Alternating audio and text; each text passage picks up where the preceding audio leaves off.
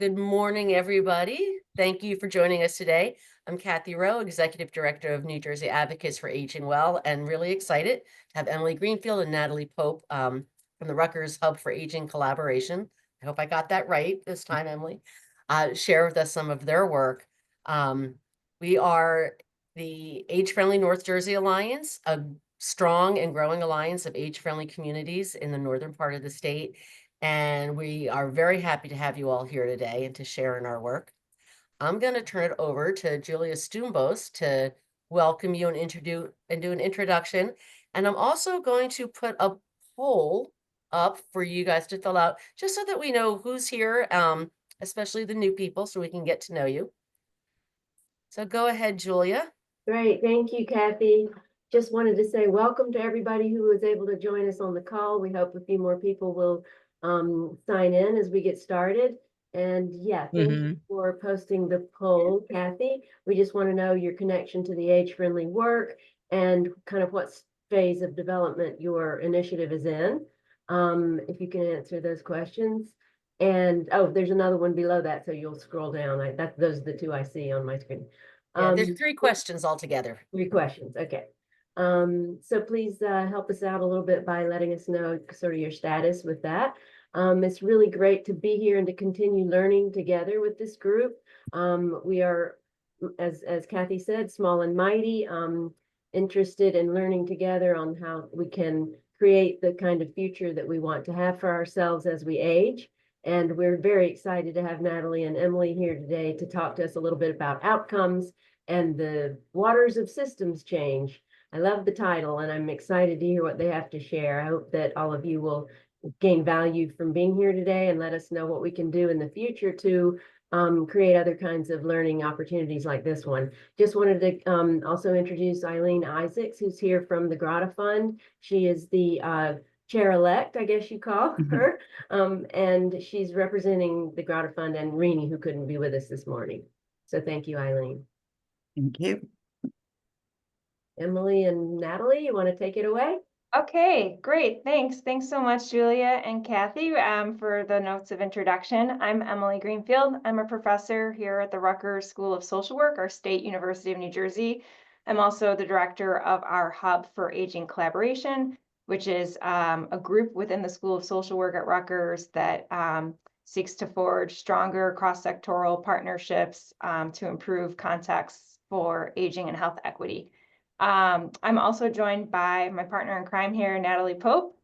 So I'll briefly introduce Natalie is a senior program coordinator with the Hub for Aging Collaboration and also a fantastic advanced PhD student who we're lucky to have in thought partnership around our scholarship and practice related to making age-friendly community change in partnership with so many of you here this morning. So as a good academic, I'm going to go ahead and share my screen and put up some slides, and we'll get to the poll results in a second.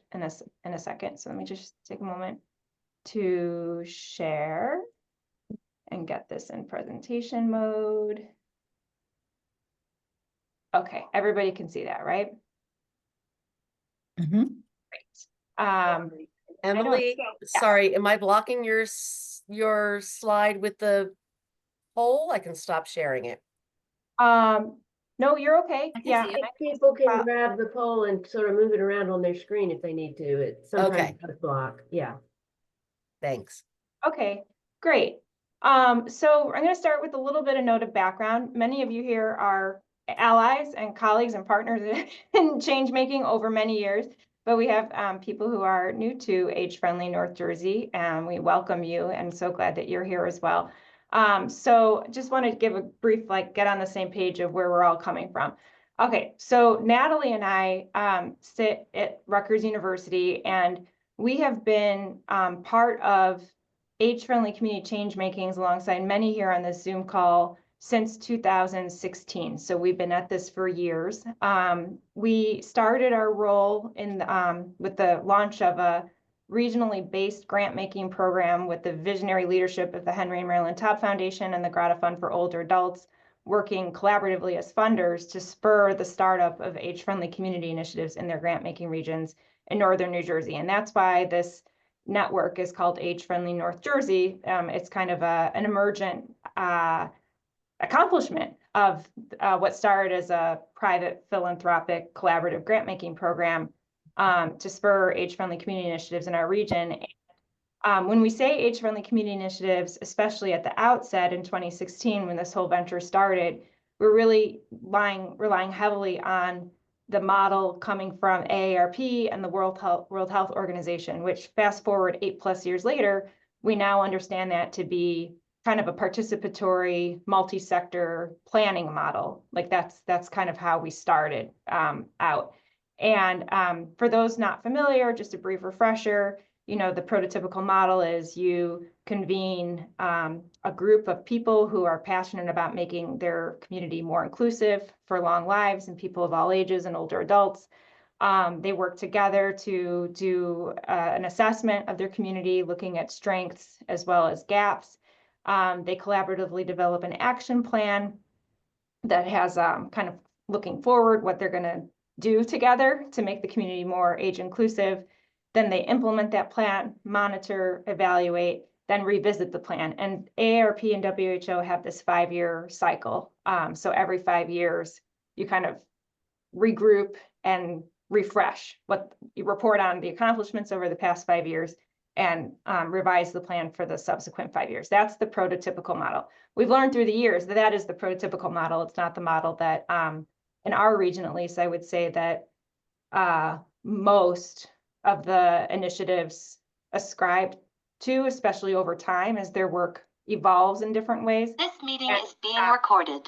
Oh, thanks, Abby. Okay, and that's why it's been so valuable to be academic researchers and practice partners with the Alliance over the years to really understand how these things develop from the on-the-ground leaders' perspectives. You kind of have this top-level discourse on what they should be, and then you see what leaders are actually doing and describe in their own words their successes, their challenges, how they're doing it, and kind of refine that program theory with the hope that it strengthens their practice in real time, but then also can fuel a movement that transcends the bounds of any one municipality. And we see that now with New Jersey now launching its own age-friendly grant-making program. We're hoping any day now we'll hear announcements about the grantees, but really hoping that this work kindles in many other, I guess that's not, I'm sorry for that metaphor, but takes shape in many other communities throughout our state. Okay, so that's where we're coming from. And we put, you know, our digital portfolio of our years of work on this at that website, go.rutgers.edu/age-friendly, where you can find more information about our years of work. Now, in terms of where you all are coming from, many of us have been meeting by Zoom over the course of the years. We've been through pandemics together, right? Like this is a long arc of the work. And so we see from the poll results, I'm going to go ahead and share those. We have about half of us in the Zoom room today are formally connected with an age-friendly community initiative. So we oftentimes talk about that as like a core team or the age-friendly engine. We have another good number of people here who are partners of an age-friendly initiative. So they might not be part of that inner circle working on this day to day, but connected in various ways to its multiple tentacles of the work. Wonderful to have people who identify as older residents or community members who are essential to making this work happen, and then other aging advocates and allies. In terms of where you're all at with the phase of your work, this is a nice range. We see about half consider themselves mature, so they're kind of 5 years or beyond of their community's age-friendly journeys. We have a handful of people starting out. One says their initiative has sunsetted, and 3 people are not quite sure where they would place themselves on that. And yeah, we have 4 people for whom this is their first Age-Friendly North Jersey Alliance meeting. Many repeaters and a few not sure. So great. So it gives us a real good sense of the mix of people who we have in the room today. So thank you all for making the time to share in this with us. Okay, so that's who all is here. Now we can talk about why are we here today? What brings us all together? And of course, the topic that we're leading with is the topic of sustainability of age-friendly community work. We, through the leadership of Dorothy and Kathy at New Jersey Advocates for Aging Well conducted a survey of our community leaders most closely connected with age-friendly North Jersey a couple months ago, and asked what topics people would be interested in learning more about together in the spirit of sustaining our community practice and continuing to come together and grow and learn on something that we're all passionate about. And sustainability was one of those things that rose to the top. Like, multiple community leaders said that this was an area that they would like to connect more on. And we at the Rutgers School of Social Work said, like, oh, we have some, latest, greatest findings that we haven't shared back yet with the Alliance, and might be a good time to do so. And I just want to acknowledge, especially when we think about age-friendly community work as a multi-year, you could even say decades-long endeavors, right? Like lifetimes-long endeavors. I mean, I sit here and think that this work will outlive my own lifetime. It will be the work of generations to dismantle structural ageism and make age inclusion more of a reality in multiple ways for older adults and all of their diversity and as we all age.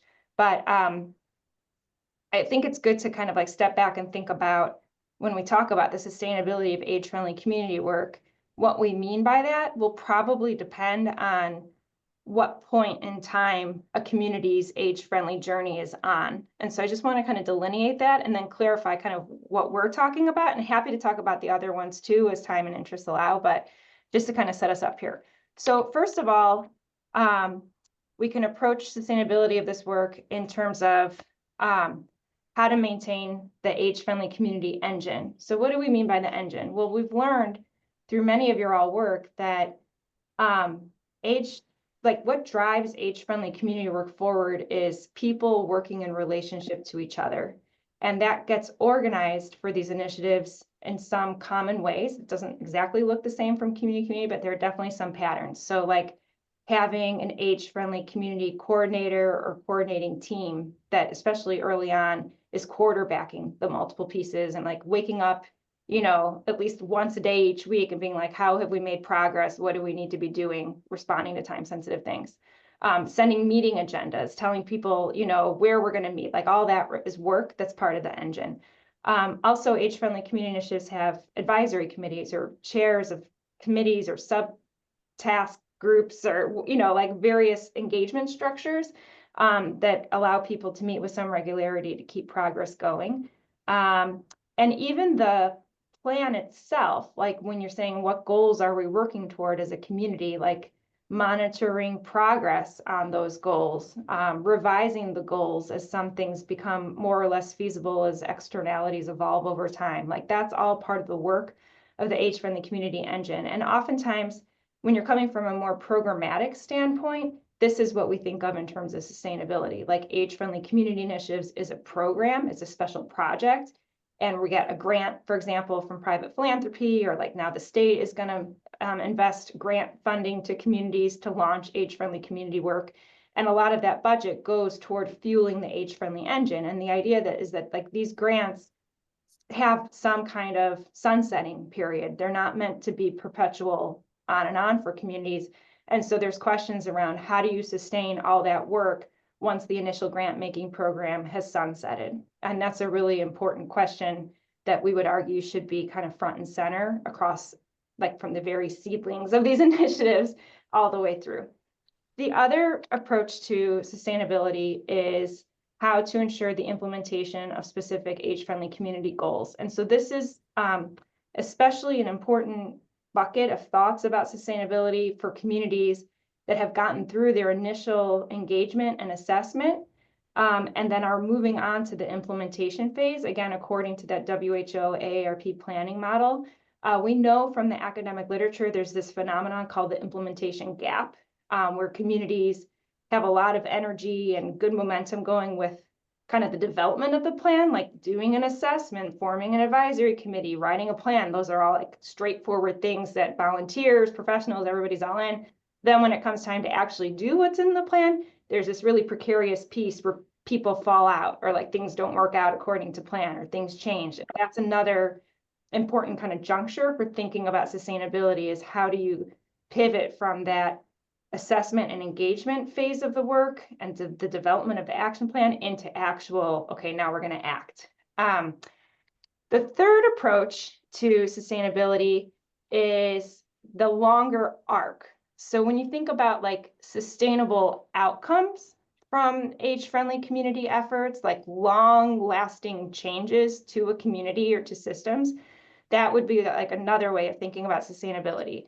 As we think about how to elevate these longer-term impacts of age-friendly community efforts from the past that are current and also in the future. And that is really the focus of the water systems change work that we're going to present today. So we just want to make really clear. And we feel very privileged as a research partner to be able to speak to this piece because the private philanthropic grant making program that was launched in 2016 has stayed with these communities over years. It is a funding that has invested in the age-friendly engine and getting people through this implementation, years of implementation through a grant-making program that in part got extended because of the COVID-19 pandemic. Part of it was, following through during that time of precarity. But it's special. Like, it's special to have any grant funding dedicated to age-friendly community work, and then it's extra special to have grant makers who are willing to stick with communities over a long multi-year period. And because, a lot of the grantees who are the focus of our learning here on this approach number 3 had the benefit of that long-term investment, we're actually able to speak to what's possible in terms of sustaining longer-term impact in a way that other communities that don't have the grant funding or don't have kind of the internal resources allocated to the age-friendly engine, or who have that for too short of a time, never, the chances of them being able to see clearly what those long-term impacts are is just a lot less probable. So we just want to situate this as like a very special context to be able to say, this is possible, like with the right investment of different types of capital, it is possible to see these longer-term impacts flourish within communities. Okay, so I'm going to hand the mic over to Natalie for the next couple of slides. Thanks, Emily. So, so kind of thinking about what is this relationship between sustainability and impact, we're going to take us to, I think of it as famous, this 2007 age-friendly guide developed by the World Health Organization. I'll put the link here in the chat for everyone in case you are new to this document. And so this document outlines the 8 domains, that little flower petal design of the 8 domains of age-friendly livability, and all the different elements that go into those 8 domains of what it means to be an age-friendly initiative, kind of all the ways in which your impact, if you will, continuing on this thought, could continue forward. And this quote in particular really stands out to us. It says, and this is from the document, an age-friendly city adapts its structures and services to be accessible to and inclusive of older people with varying needs and capacities. And so what really jumps out, at least on our end here, is the idea of structures and services, and that the changing that these initiatives and efforts across the U.S. and the world are trying to do are make tweaks and change these systems and structures that organize these big macro aspects of our housing and our built environment and our social infrastructure.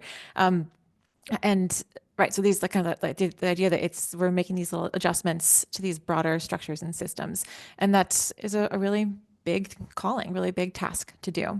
So, all right, go ahead and go to the next slide, please.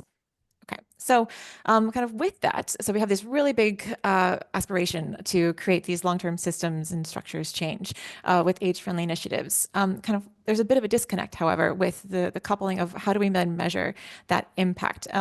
Traditionally, be it in this document and this kind of in the academic space of studying initiatives, it's been kind of as indicators. So these are indicators, almost like a little checklist of the presence, accessibility, and affordability of things like public spaces and transportation and housing and social and health services. So you have kind of little laundry lists and how many of these items does your community have or perceive to have, and kind of check a certain number to indicate that you're on the trajectory of being an age-friendly initiative or community.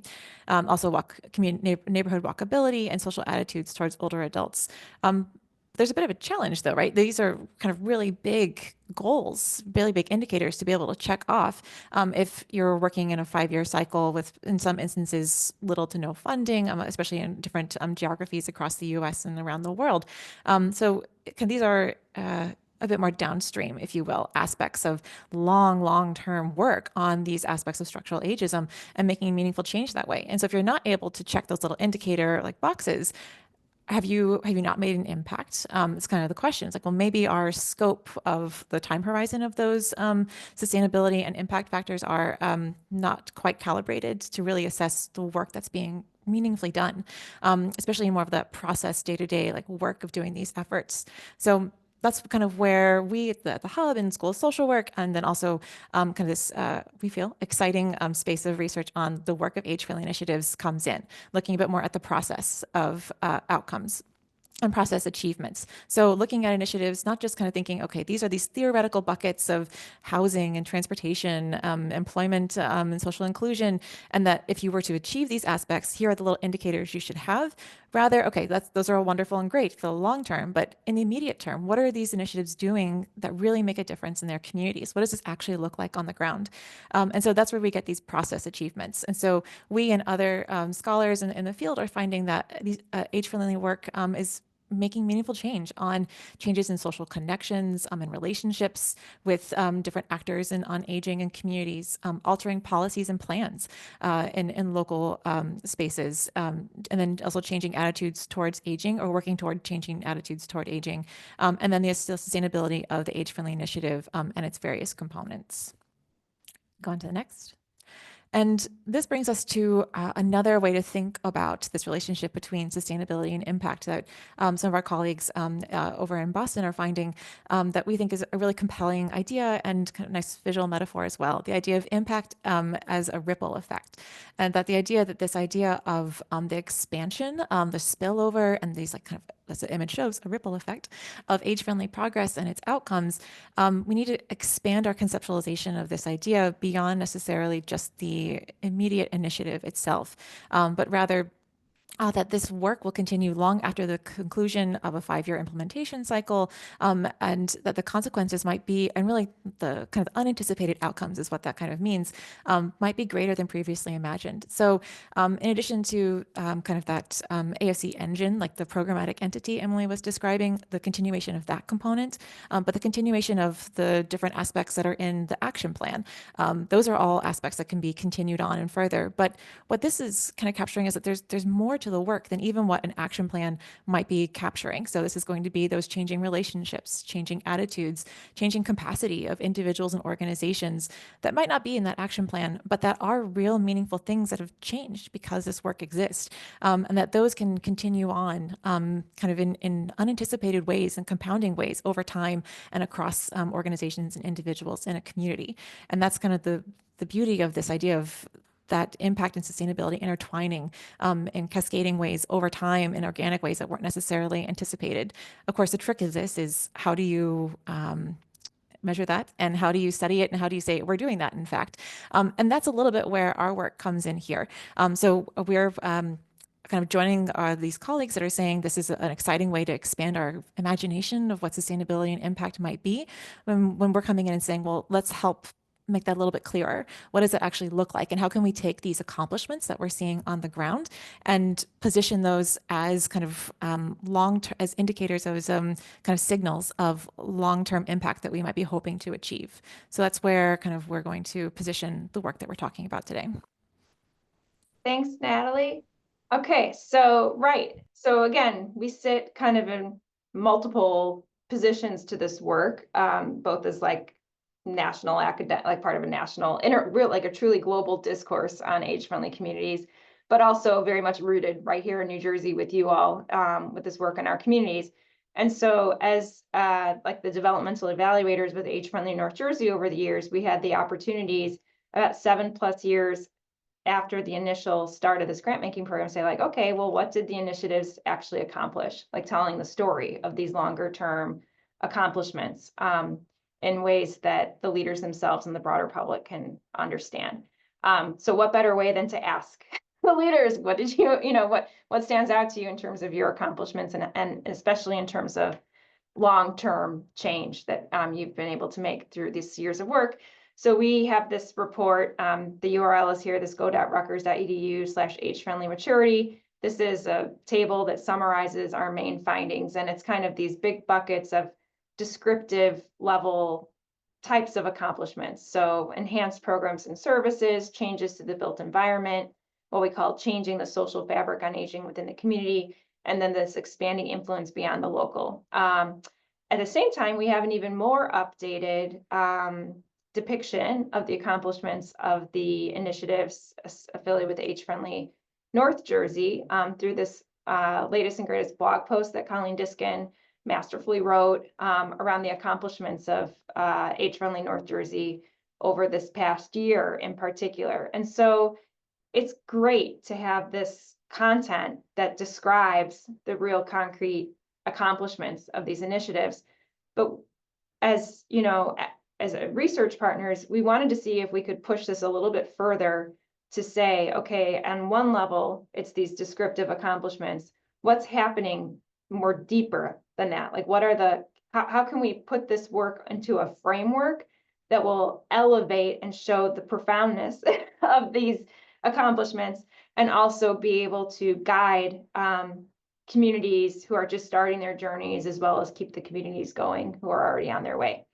So we thought about this research question of in what ways do these accomplishments reflect shifts in conditions for systems change? And we hear actually, so we're in the School of Social Work, but our colleagues in public health, and public health has this burgeoning interest in healthy aging, which is wonderful to see and be part of. You know, has a long tradition of talking about policy, systems, and environmental change, PSE change. So we're really lobbing onto this idea of the systems piece, the systems change.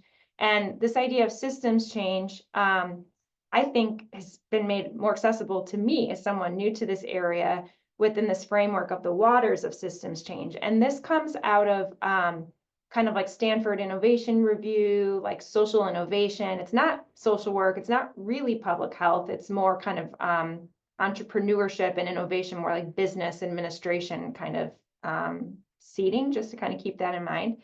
And we have two links on here. One is the report that we heavily used and brought into our own research to develop a framework on how these accomplishments fit with ideas around systems change. And then we also have a published manuscript ourselves, a completed work that's out. It's not behind a paywall or anything. It's published open access, so you could access that as a resource as well. And that's the basis of really what we're going to present next.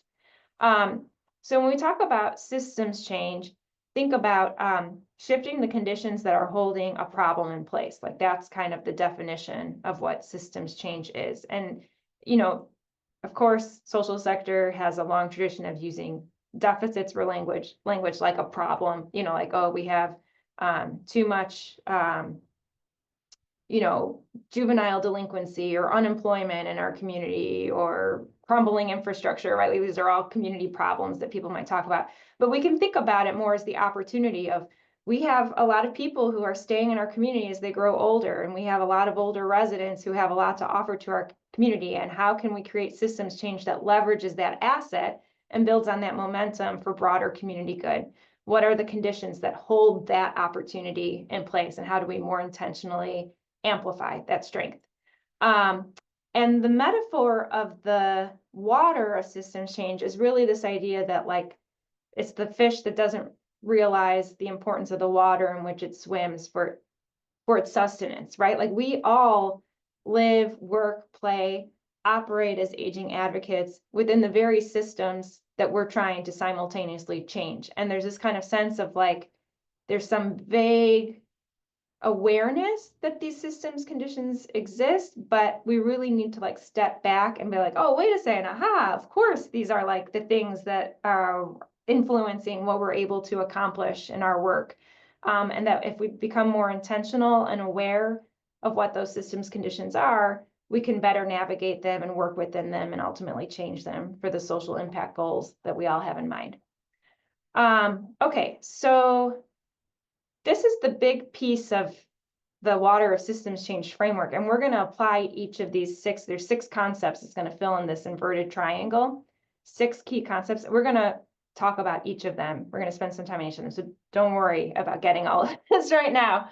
But I just want to introduce the kind of basic idea of the framework, and then say that this was the body of thought that we are bringing in to the age-friendly community space through many of your work what you view as your accomplishments. That's what we're trying to achieve here. So at the first upper level of this inverted triangle are things that are called structural change, like that would be pretty easy to observe or to see. And of course, there's policies, like the passage of policies, the implementation of policies, policies being something like discrete, observable, we see it, you know, that's one of the 6 conditions. Practices and resource flows round out that level, and we'll define each of these terms in subsequent slides. Then underneath those 3 conditions are 2 additional conditions that are called relational change, that like you can kind of see it, but it's not as obvious as the ones at that upper level of the inverted triangle, including relationships and connections being number 4, and power dynamics being number 5. And then underlying all of this is the 6th condition, which is mental models. And the theory is that it's actually the mental models, which is the most implicit, like fundamentally how we even talk about, think about, conceptualize aging, communities, older adults, the community's influence on older adults, what communities can do as it concerns age inclusion, like our very notions of what that is, our attitudes about that, that we might not even be aware of ourselves, is the thing that underlines all these other conditions of systems change. So again, this is an engaged multi-year research context. Our findings that we're here to talk about and present are based on interviews that we were conducted with the initial 8 communities that received funding through the private philanthropic grant-making programs in 2016. There are many more communities that have come online since that time and are matured in their development as well. But as part of the design of the evaluation, we stuck with the 8 communities that we've been following since day one for the purposes of data collection for this project.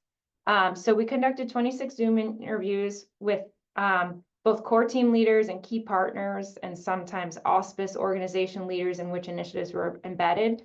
When the initiatives were about 7 years into their implementation, so we call these like highly mature initiatives. And we used qualitative research methods.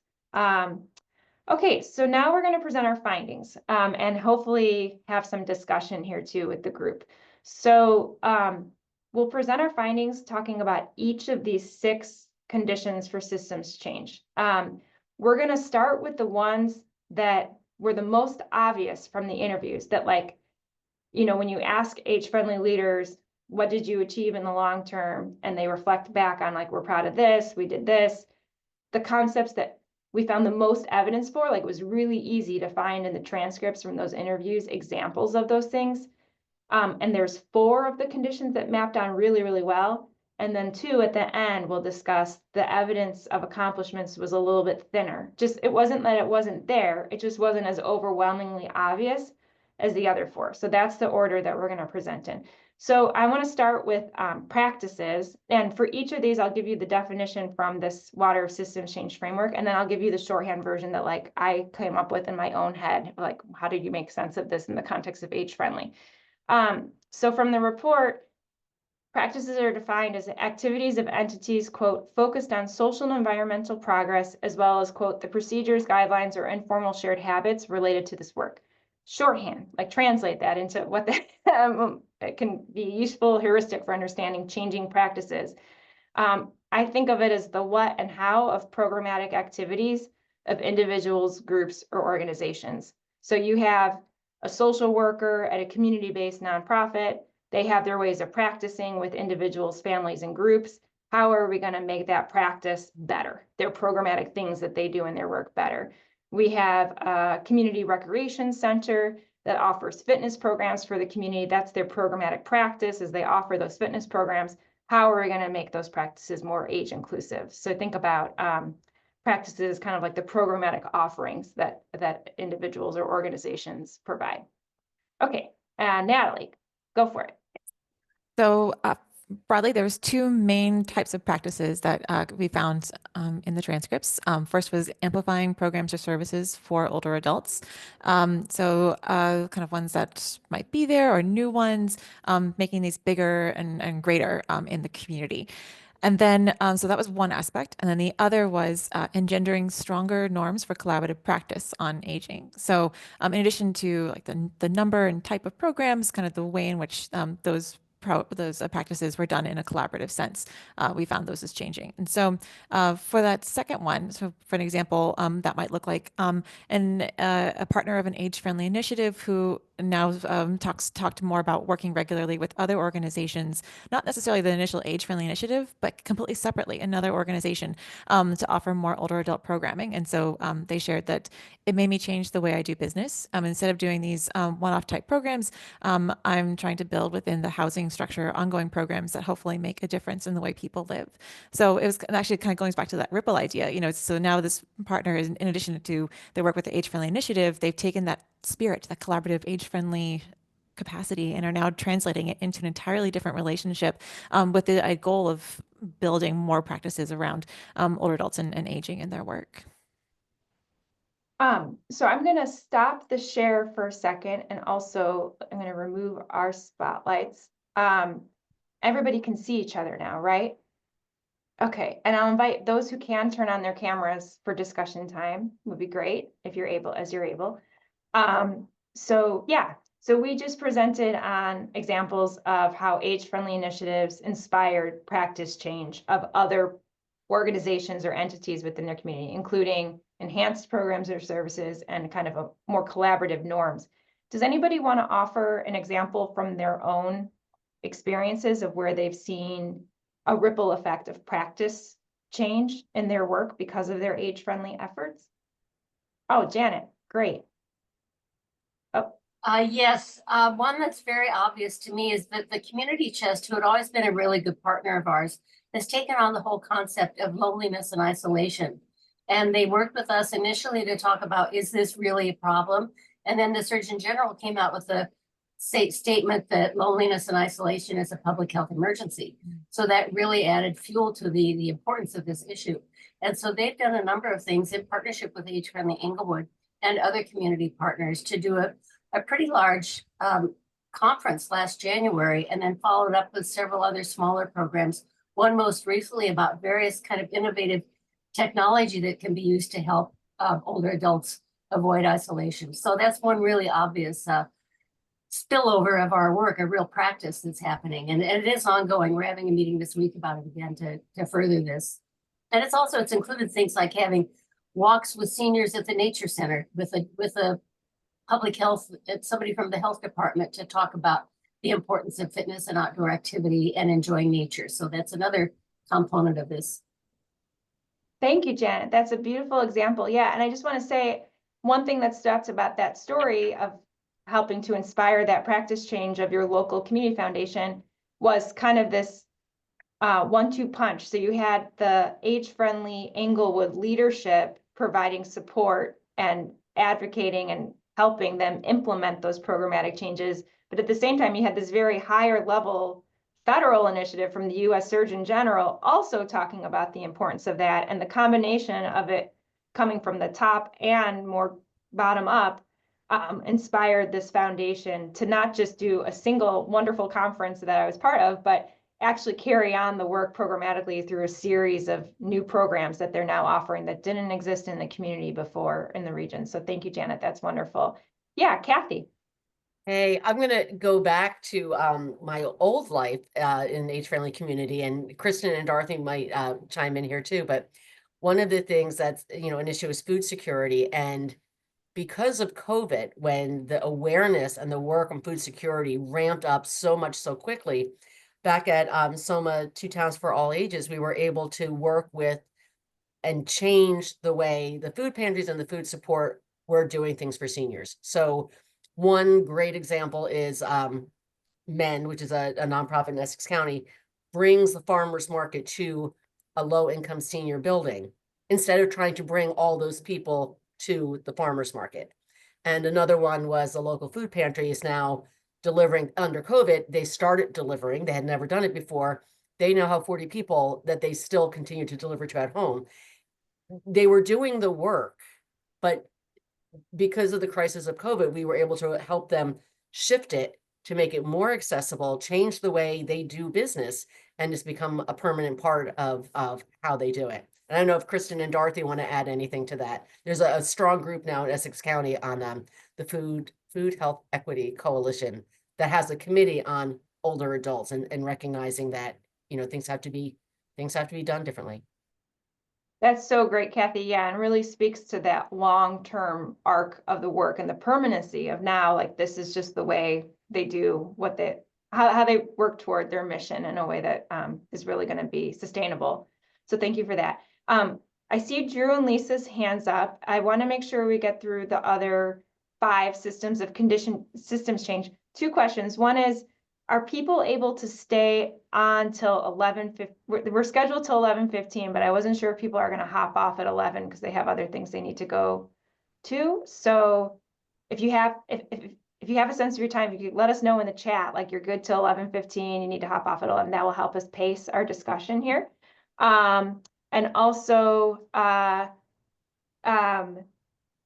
Drew and Lisa, I think we should just let you talk, but we'll take Drew and Lisa and then we'll move on to our next bucket. So just being mindful of time with the group. Okay, so Drew, I saw your hand up first. Yeah, I was just going to say one of the things that we saw in Princeton, a very specific initiative, was through the NCOA's Vaccine Uptick Initiative. We received a grant and established a strong partnership with our center, the subsidized and affordable housing communities in Princeton that we work with, and the health department of the municipality. And so seeing those 3 come together for vaccine health, not only, you know, it was initially, the grant was initially focused on COVID vaccines, but it was expanded over the course of 2 years to just general vaccine health for older adults, and partnering of being able to, you know, not only bring in the health department and other people to do on-site and in-home, in-apartment clinics, but also to have the wraparound services of our social services team, because inevitably, you know, discovering other needs. And so I think that partnership that formed was extraordinary. Thank you so much, Drew, for that beautiful example. Yeah, and really emphasizing the idea of, as everybody know, the concept social capital, like this idea that there's human capital, like things we're able to do as individuals with our own skills, competencies, values. But then there's this idea of social capital. It's like the space that exists between people and organizations. And when you position people and organizations in new ways, it allows to achieve things that wouldn't have been able to be accomplished otherwise. And Drew, I think the example you just gave is a beautiful example of building and leveraging that social capital with existing assets in your region. So thank you for that. Yeah, Lisa. Thank you, Emily. So just really quick and something really simple, here in Fairlawn, we have community events throughout the year. We were noticing and hearing from our seniors that they weren't able to attend a lot of events for transportation issues. We happen to have our own minibus service, you know, so I had put in a request just to, hey, maybe we can bring a group of our seniors to our 4th of July, you know, fireworks event. It's an environment that gets very crowded. They don't like to navigate the crowds. They don't maybe have a vehicle, have trouble parking. So we simply set up like a shuttle service and a seating area for our seniors for this one event. And that really kind of, talk about a ripple effect, really changed the way they think about senior attendance at our activities. So I don't even have to request these special shuttles anymore. Our municipality automatically just does it. They automatically arrange for special transportation to bring our older adults into these community events. So it's been a very simple thing. It's just changing the thought process around, well, how do we include everybody? You know, how, and it's already a resource that we have in place. So just something as simple as that addresses a much larger problem in our age-friendly orbit, which is transportation. So I just wanted to put that example out there of something very, very simple that can really make a huge difference. Thank you so much, Lisa, for sharing that wonderful example in your voice. Yeah, and it really goes to show how this kind of catalyst of innovation from the age-friendly leaders then led to a permanent practice change of how the borough administers its public events. the events that it organizes for its community, now has the regular practice of providing shuttle service for residents who can benefit from that. So that's wonderful. Wonderful. Yeah. And I see Katie in the chat wrote, as someone who's not familiar with this age-friendly initiative and loving what I'm hearing, great. I wonder what is being done to support those who might be homebound and unable to leave their homes and help support them around loneliness, food support, etc. Yes. And we did see that examples of how the age-friendly community leaders as advocates for resources to help organizations become more strategic and aware of targeted outreach for special segments of older adult population that weren't otherwise being connected or excluded for a variety of reasons. So changing their practices to be more inclusive, even in like organizations that were already focused on older adults and offering programs on aging, even enhancing those services by updating their practices or expanding their reach to different segments of the community. We saw that as something that the age-friendly leaders were able to achieve. Okay, so we're going to go back to PowerPoint and move on to the next condition for systems change, which is resource flows. Okay, so from the report, it's how financial, human, informational, and quote, other assets are allocated and distributed. Here's my shorthand. How resources, including financial, like money, as well as non-financial, which could be like staff, volunteers, connections, like all variety, or it could be also like building space, kind of more tangible things, Zoom accounts, right? Like, these are all forms of resources, how they're allocated, plus this way in which information flows across networks in a community, like how information gets out and is distributed across multiple channels of a community and all its complexities. Okay, so Natalie. Yes. So as before, we found two main buckets in which resource flows appeared changed in our communities here. So the first one is altered resource flows concerning the built and service environments. So this really relates, as you might imagine, to like budget changes, investments in something like a bench, to be a very simple, like concrete example. But this could also be, and this is very commonly, new positions on aging that we can talk a bit more about if that's of interest. But then too, the other big category, which is pretty consistent across most of the initiatives, was improving the flow of information across communities. So this is kind of, our bread and butter in a way, the newsletters, social media, resource guides, really being those conveners and catalysts of information and being liaisons between older adults and municipal leaders in terms of that information flow in the community. Great, Natalie, thank you. So I'll also just highlight this other one while we're here and then ask for examples of the flow of information. We also found that because age-friendly community leadership teams were a formal thing, like this is the age-friendly, advisory for whatever community, that there was kind of a known person who older adults could go to with issues they're facing in their community. So a lot of communities have like municipal committees on aging, may or may not be known, but because age-friendly leaders have tentacles and presence in the community in a variety of ways, they become known and they're able to serve as kind of a human liaison between decision makers and information coming from residents themselves on ways that they want their community to get better for experiences of aging. So just to highlight another example of that flow of information one. But yeah, I mean, one thing to think about is that a lot of the age-friendly community leaders that we were talking to, how do I say this?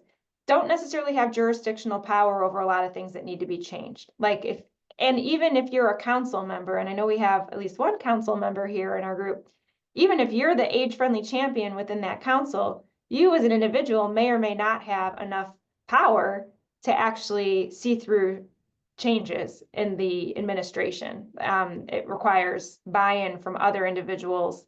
Yeah, Patricia, I don't know. Patricia, do you want to unmute? I'm not sure. Patricia, are you? Can you unmute and repeat? I'm not sure if you're talking to us. Okay, hopefully she can unmute. But anyways, so the resource flow. Hello. Oh, there you are. Oh, there you are. Great. Does someone have a question for me? Oh, just wondering if you wanted to, if you were trying to. No. Okay, great. Okay, so with the resource flows, one thing to kind of that we I was trying to saw is like no one individual necessarily has unilateral control over said resource. Like even one of the communities had age-friendly grant money to buy benches. This is one of my favorite examples. They had the money to get the benches. They just didn't have the jurisdictional control over actually installing the benches. It was the DPW, the local DPW, that had control over those resources. Where are the public works workers going to be deployed for what special project next in the community? And so they had to work really hard to advocate to get the municipality to deploy the DPW resources to install the benches that the age-friendly initiative was paying for. So, you know, that's kind of what we found in terms of how age-friendly leaders advocated around changed resource flows. Does somebody want to add another example around change in informational flow, resource allocation changes because of their age-friendly work? I can add that, pardon me, there really was no way of reaching people with lots of information about the community in one place before we started doing our newsletter, which is now sent to about 3,000 people. Many of them, by far the majority of them, are older adults in Inglewood. There were bits and pieces by different organizations, but some of them didn't do anything electronically. Some of them only did electronically, and it was just a real hodgepodge. So we've tried to consolidate all of that so they have all of the information in one place. And I hear comments from people in the community all the time about how helpful that is.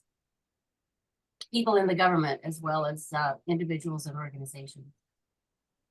Yeah, thanks, Janet, for sharing that. And Age-Friendly Inglewood's At Your Service resource directory has become a model for many other communities in our network to develop other locally centered resource guides. Of course, counties offer county-wide resource guides, but it's another thing to kind of curate that information for things that are especially relevant to people within a smaller geography.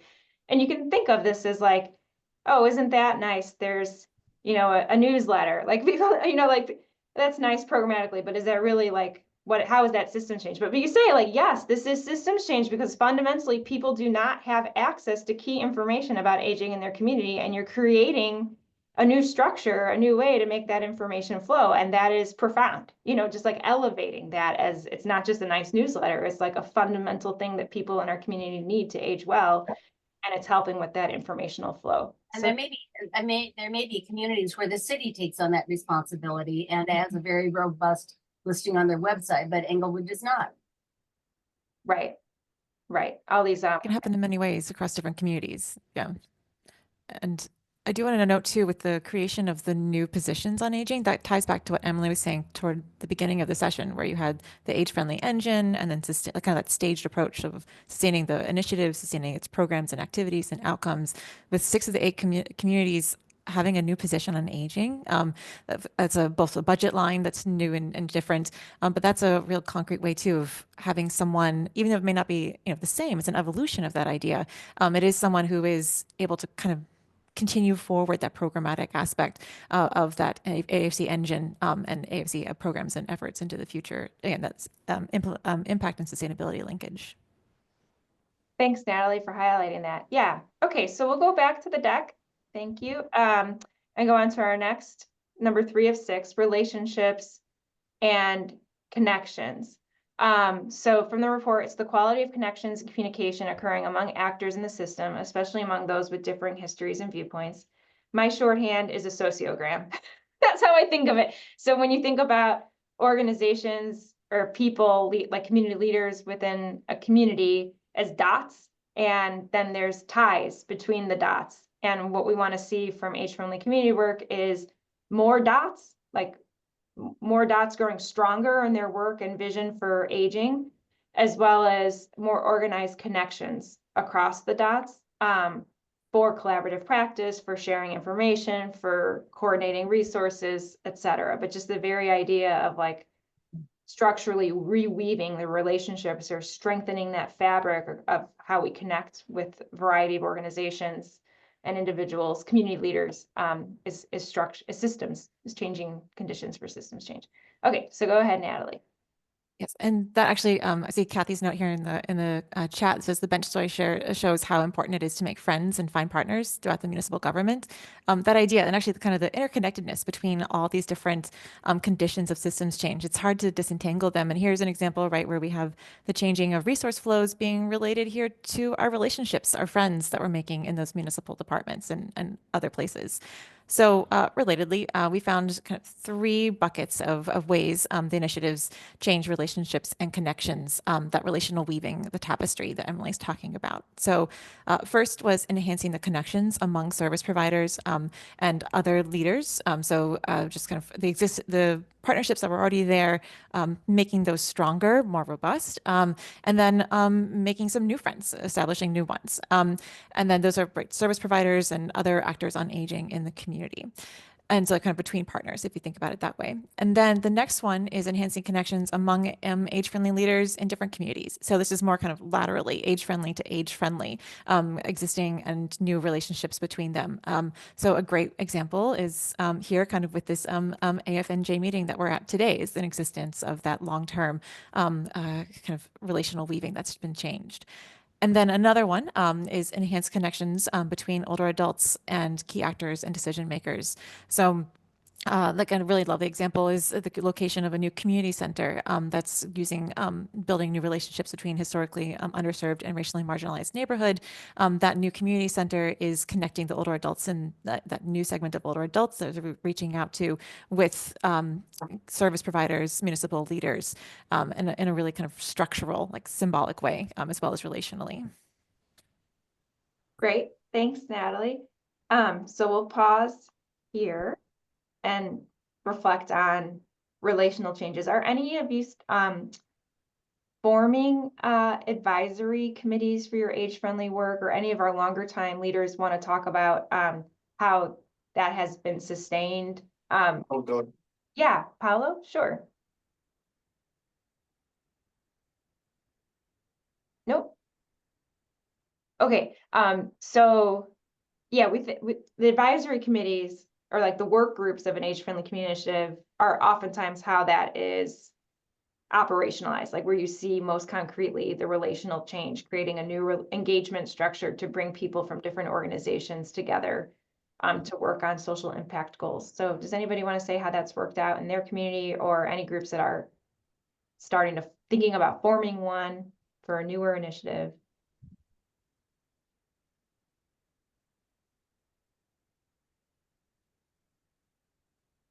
Well, to be honest, we haven't had that much success with having a really ongoing advisory committee. I mean, we do have people who come to every meeting, and that's our real key partners, Bergen Family Center, the Communities Chest, Flat Rock Brook. But in terms of the individuals who were involved at first, a few of them are still involved, but they're not as involved as they were before. And that's been a problem. And I do want the city to form we talked about a municipal committee on aging, or a municipal age-friendly advisory committee or something like that. But they've been hemming and hawing about that for literally years now. So we have some newly elected council members. So I'm hopeful that more will be done on that, and I'll keep advocating for it. Thank you, Janet. Yeah, so for the individuals, oh yeah, Laura, you want to go ahead? Yeah, I'll jump in here for a minute. So over the past couple of years, West Orange has begun or implemented an older adult advisory board committee, and those are the elected officials appoint the members. So there's been, some kind of growing pains there, but that's about to start the third year. But amongst ourselves here, just we're wondering too if there's another way to kind of put together a group of advisement. So that's something we, continue to think about.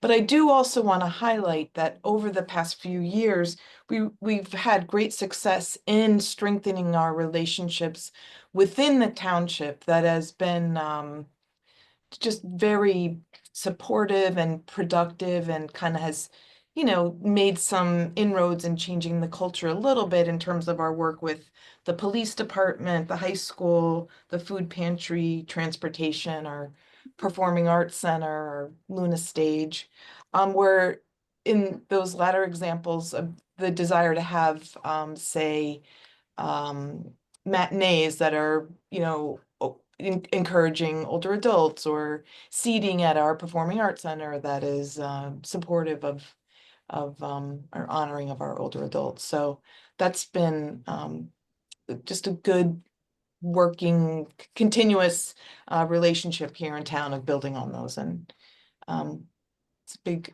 initiative of ours. Thanks, Laura. Yeah, I just kind of reflecting back on your comments and Janet's comments, both.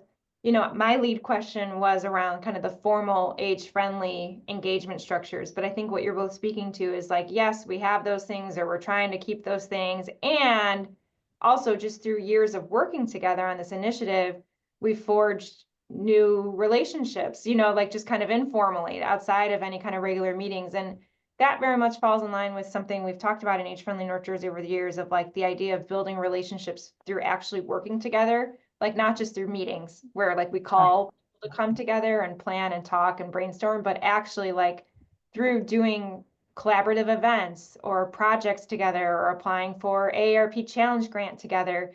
You actually form real relationships and understand the assets and the ways in which each other work by actually just starting to work together, you know, and that can build onto subsequent opportunities and timely opportunities to coordinate and share for the future too. So thank you for that. And Mary said in the chat, what is the experience with using county level resources such as Council on Aging as advisory opportunities? So Mary, do you mean like if you have a county level human services commission? Is that? Yeah, like Mercer County has Council on Aging, and they've got public meetings and they've got independent meetings, but I'm wondering, is it efficient for every municipality to try to have and maintain and run their own advisory board?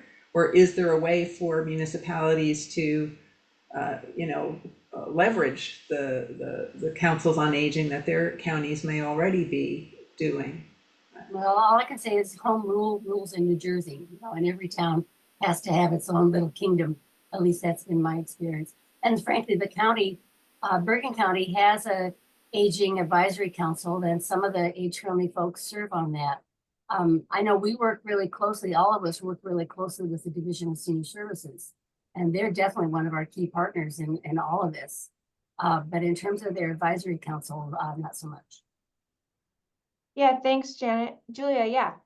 I was just going to respond, Mary. I really appreciate your question and the fact that you're representing a group that is integrated by being interfaith, right? So that idea is an aspiration and a goal for some of the communities to work together on these kinds of things. And so I won't say, but instead, but what we understand, not just from New Jersey, but from other areas, is that real change on these kinds of issues we're talking about happens at the local level. And so I think there can be a combination of, you know, groups working together in terms of senior advisory groups getting together and deciding what needs to change. But you have to look at where does the change actually happen that will impact them. And a lot of times it is at the local level. So I think that's why you're hearing a lot of examples that come from specific municipalities. Great, Julia. Thanks. Colleen? Yeah, I was just going to make the point that in terms of like having an advisory board for your community initiative, or the greater having a municipal advisory board, it's helpful not to think of it as a static thing. You know, with our Age Friendly TeenIC initiative started with like 5 different task force and a steering committee, and over time it became apparent that some of the organizational representatives, like their organizations weren't active in the community anymore, so they didn't like have much to contribute, or the individuals themselves, you know, were too busy to always attend or whatever. So we recently reformulated our advisory board to sort of bring in people who were more active in the community and would have more to contribute. And it's not that like the old members, you know, we wouldn't reach out to them for something if we needed to, but we felt, keeping that advisory board dynamic over time meant kind of reformulating membership in it. So I was just going to point that out. Thanks, Colleen. Yeah, and I would also just add real quickly, and then we'll go back to the slide deck. There's a lot of emphasis in age-friendly discourse around cross-sectoral, like kind of to Drew's example, like the public health and the private nonprofit and the elected body, working together. Like people can get their heads around that. We found through our work with many of you all that this levels coordination is also equally important for making change. So you want cross-departmental or cross-sector laterally, but also vertically wanting, the state level age-friendly efforts to align with county, to align with municipal, and that the multi-level systems alignment actually can be harder to achieve than the cross-departmental within a small community. Like aligning those things gets more into like jurisdictional issues or who kind of political issues or who's in control. And we find some of the county commissions also are very narrowly focused on like what the county is doing. It doesn't have the mindset or the culture of thinking about more this collective public-private partnership. So they're like literally advisory to the staff of that specific department on what they're already doing, or maybe what they could be doing. They're not thinking of the kind of broader social impact issue. And so the age-friendly committees have a little bit of a different setup from the start of being very intentionally mixed in its composition and focus broadly on the issues as opposed to like the work of a singular organization and addressing it. If that helps also kind of think about it. It's a both and, I think, kind of scenario. Okay, great. All right, so back to the PowerPoint. And we're coming up on our time, so we'll move through these next ones. Maybe we'll just go through all three of these and then open up for discussion. So mental models was another one we found a lot of evidence for in our surveys, and these are habits of thought, deeply held beliefs and assumptions, and taken for granted ways of operating that influence how we think, what we do, and how we talk. And so basically the shorthand here is like how we think about aging older adults in our communities. Natalie, you want to go through this one? Sure. So the two main ways this one came up in the data were enhanced visibility of older adults and the importance of local services. So kind of making the, again, not that social problem, but the topic of aging and ageism and the needs of older adults as they age, making that top of mind and making that being a pressing topic of worthy of concern and attention at the community level. And then viewing community-based organizations on aging and initiatives as resources for the community being kind of the other one, demonstrating the value of such as this example of the age-friendly initiative for that community. Great. Okay, so the next two, policy and power, are the two systems of change that we found less evidence for. It wasn't like they were altogether absent, but we saw more challenges and kind of more hopes and aspirations than actual achieved accomplishments in our interviews with the age-friendly leaders. So policy is government, institutional, and organizational rules, regulations, and priorities that guide the entity's own and others' actions. Okay, someone who does not have a formal policy background but does a lot of talk about policy, here's how I think about it. Formal declarations or administrative actions that set stipulations for the use of resources and that can constrain or facilitate certain actions. So like formal things of a public body and administration, but it also could be like private organizational policy as well that kind of set the parameters for what people can or cannot do or how resources are spent. So Natalie, go for it. So this one came up, this might be familiar to the people here, it's the passage of local policies. So thinking of embedding age-friendly of language, values in municipal master plans on land use, master plans on aging, and then improve implementation of local policies. So increased accountability was how that came up most often. And there was a couple challenges that we wanted to highlight here, a few of which have already come up just kind of naturally in the examples we talked about already. So jurisdictional challenges we talked about like with the bench and the busing, for example. And then the challenge of moving public proclamations, kind of like in the plans and just like letters of support that age-friendly initiatives have to get when they launch their initiative, moving those public proclamations of support into actual action. Right. Yeah. Right, because joining, the AARP network requires a statement of formal commitment, which is a policy change when a public body votes on a resolution to improve its age friendliness. That is a policy that's beautiful and wonderful and to be celebrated. But the idea is that that is just the start of other actions of that body to improve the age inclusion of their community. So it kind of leaves open the question of what other policy changes and enactment are happening to actually make the real change. Okay, and then related to policy, of course, is power, or the distribution of decision-making power, authority, and both formal and informal influence among individuals and organizations. Yeah, and I think of this as just like the degree to which you can influence others to do certain things or think in certain ways, like the likelihood that your influence will actually make a change in somebody else or some other organization. And so then we saw this then with the growing influence of the age-friendly leaders, the core team on the municipal administration, and then as well influencing kind of power dynamics of through municipal committees on aging. So like the creating or restarting municipal committees on aging was kind of an example of that one. We did find that some of the challenges that came up with this one were frequent turnover of elected officials. Kind of you build up all that relational capital and that changing the mindset, and then someone leaves. And that kind of also the continued resistance to the age-friendly message, kind of vis-a-vis other competing priorities that local communities have to contend with as well. Great, thank you. Yeah. So in the interest of time, I'm gonna put up one more slide, two more slides, and then we'll go into lingering discussion mode and wrap up. So again, we have a digital portfolio of our own team's work, including this paper and other insights we've developed over the years together. So we encourage you to check out the materials there. And also, if you haven't already, to please follow the Hub on LinkedIn with latest and greatest new reports, new webinars, other opportunities to keep connected to our cross-sectoral efforts on age-friendly communities. So, and welcome you to join our eBlast list as well. So I'm going to stop there, and I guess we have formally 3 more minutes left in our time together. And Kathy, I don't know if you want to close out with announcements or if you just want to open up for any other examples, more discussion. Hand it to you. I think more discussion. Our next confirmed date is going to be an in-person meeting is April 3rd. And we're going to talk about transportation. We have a great program lined up. We don't have the registration link open for that yet, but that will be coming to all of you soon. And I'm going to put it in the chat, the agefriendlynj.org website, where you can also follow and get a lot of information, plus the LinkedIn page we've set up. But I think if you want to open it up for more discussion, that would be great.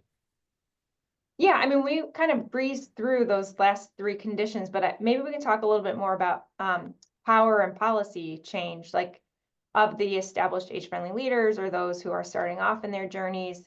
Do you have any accomplishments to highlight of real clear examples of how the power dynamic shifted it over time, or frustrations, or other types of examples of policy change? I think in the age-friendly community space, you hear a lot about policy, like, because policy is something everybody can agree on as like a lasting structural thing that's changed from a body with some power to make policy and insist on things being done in a certain way.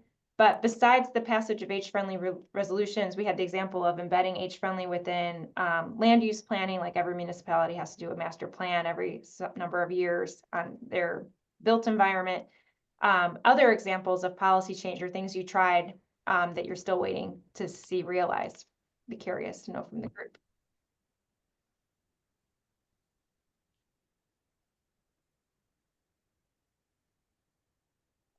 If I could jump in here, in terms of sort of policy and power and changes, I was very pleased to receive an invitation this morning from the New Jersey Division of Aging Services for an upcoming stakeholders meeting with their state plan on aging. And of course, that has been part of the work that we've all done with AFNJ and NJR, and the great work that we've done and working closely with the state. So I think that's something that's going to be very exciting. I'm curious to see if there are other people who received that invitation this morning also, because I have no idea how many people will be attending the January 29th stakeholders meeting. Thanks, Dorothy. Yeah, that's a really interesting connection with the idea of influencing on policy. And we did see that too, that like our age-friendly leaders are rooted in their local communities. Like that is where the work is centered. But many of the individuals involved flourished with their advocacy efforts at other systems levels, including several who are on like Bergen County commissions, as we mentioned, and as well as the state level efforts. This connecting now, the State Division on Aging Services is going to formulate a 5-year plan for its priorities and goals for the whole state of New Jersey, and age-friendly leaders being tapped to help steer that form of policy making and in terms of a state plan on aging for that division. So that's a great point. Great. Well, we hope this is the, 8+ years of working together, and hopefully 8+ more years of continuing to work together, and new people, leaders coming into the fold. We're all about the idea, we're centered on the relationships and connections of those 6 systems of change. That's the one where Age-Friendly North Jersey is, we work across all of them, but together as a collective, we're really focused on that, with the idea of a community of practice as a group of people who have shared passion, shared goals to achieve, and who think that they can be better positioned and more effective in that by being in connection with each other, learning together, both through outside speakers as well as peer sharing. So we will hope to see you again, and thank Kathy and Julie and Eileen's organizations and Dorothy for their support, and the many of you who participated and contributed today and all days. So we'll leave it at that. Thank you, everyone. Thanks, everyone. Good to see you. Wonderful.